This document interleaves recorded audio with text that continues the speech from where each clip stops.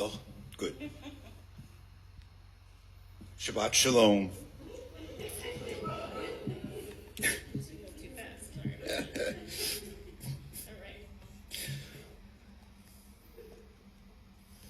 I wish I could say that my day begins with simple gratitude. You'd think that sleeping 7 uninterrupted hours without pain would fill me with uncomplicated joy. Refreshed, restored, I do relish my simple pleasures, and I've earned them. Breakfast prepares me for the day. It's not merely a meal, it's a ceremony. First, hot water with lemon, a Mother Blitz flashback. Then, the juiciest orange dribbling down my neck without apology. Baked organic gold potatoes smothered in butter and sour cream. And wait, I'm not done. Rolled oats, quinoa, and corn grits simmer away on my 65-year-old electric stove with only one functional burner. Resilience runs in our family. On top of the oatmeal, papaya, blueberries, strawberries. There's 5 other items, but because I'm a writer, I'm only allowed to use 3 items. You'll have to guess what the rest are. The glass bowl barely accommodates the cascade, especially once whole milk floods the surface. Coffee comes next, the cheap Costco brand, but it works. A tall, and I mean absurdly tall, glass is filled. My bladder warns me I'm overreaching, but I ignore it. And how could a breakfast of champions end without a sunny side up eggs on buttered gluten-free toast?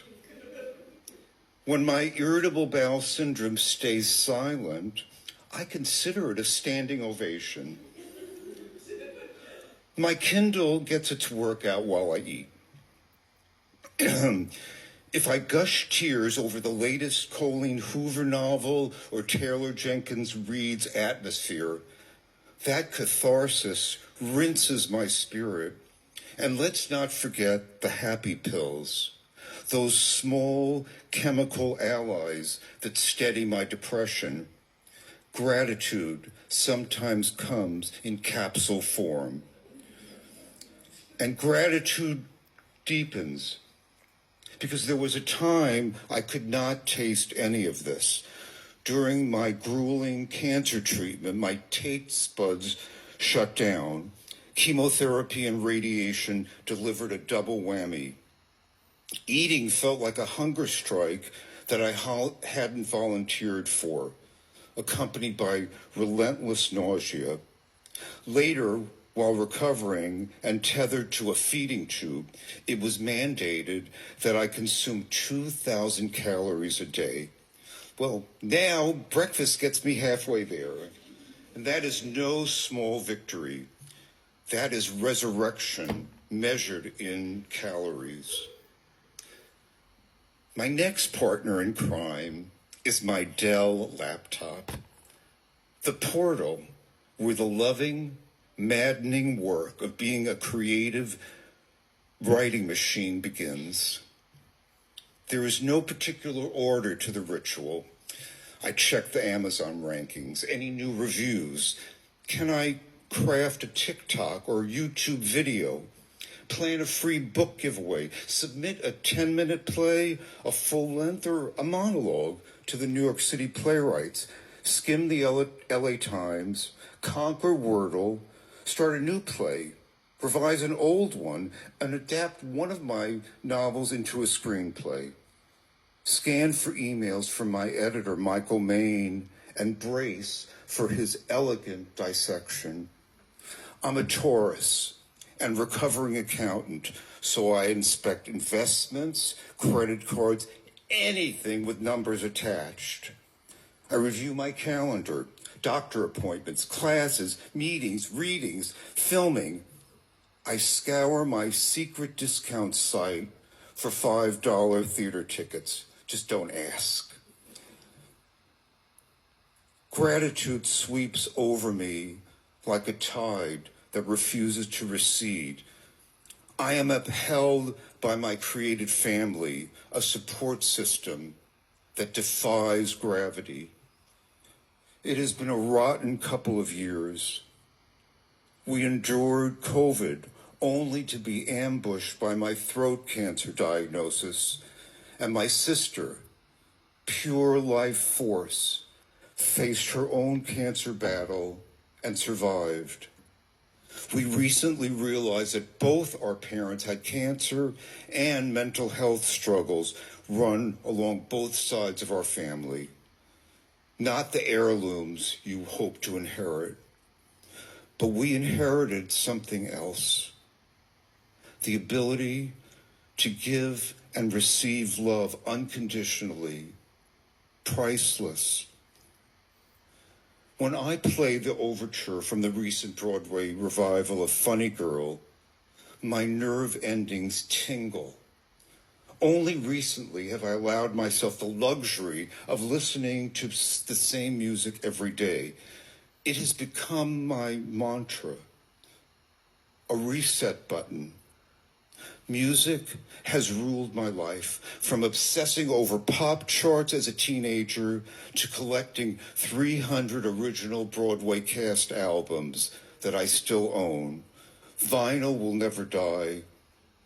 Music is tattooed into my brain. But back to the simple pleasures. You never want them to change.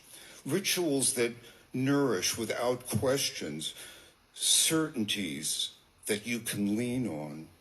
Cancer recovery altered my own rituals and certainties. When I heard the words cured, no sign of cancer, my brain needed time to translate. How do you pivot from cancer-ridden to healthy? I pretended that the 3-month checkups and annual imaging weren't daunting. In truth, I was made whole. I was made whole in a new way. I began asking what legacy to leave behind. My ethical will grounds me. It is my personal Bible of tactics, a roadmap back to gratitude when fear tries to hijack the wheel. Here goes. Soak up books, music, theater, and film before cynicism calcifies your spirit. Discover moments of pure joy. Learn to be happy. It is a skill. Be charitable to yourself and your community. Experiment with relationships. Explore your sexuality and gender until you find your comfort zone. Let friends, family, and lovers know your secrets. Avoid the life expected of you. Learn how to make someone fall in love with you, but more importantly, learn how to love. Let the words "I love you" arrive easily and often. Give yourself a break. Cry when you need cleansing. And don't be afraid of God or bored by religion. Sleep peacefully and dream forward. Savor the past without reliving it. Remember those who changed you. Invite gratitude and simple pleasures into your life daily.